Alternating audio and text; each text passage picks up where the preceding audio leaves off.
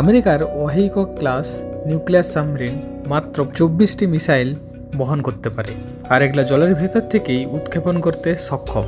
আর যদি সাবমেরিন উপরের ভাগে ভেসে থাকে তাহলে তাকে শত্রুপক্ষ দ্রুত ধ্বংস করে দিতে পারে। জলের নিচে থেকে মিসাইল লঞ্চ করাকে বলা হয় কোল্ড লঞ্চ টেকনোলজি। সাবমেরিনের দুই সাইডেতে কতগুলি লঞ্চ টিউব থাকে, আর এইগুলো মুখ খুললেও বিশেষ কারণে সিলের মাধ্যমে জল প্রবেশ করতে পারে না। আর প্রতিটি টিউবের পাশে পাউডার গরম করার জন্য একটা বিশেষ প্রক্রিয়া থাকে, এবং লঞ্চ করার সময় সেখানে ঠান্ডা জল দেওয়া হয়, আর সেখান থেকে উৎপন্ন হওয়া প্রচুর গরম বাষ্প মিসাইলটাকে প্রচুর জোরে ধাক্কা দেয়।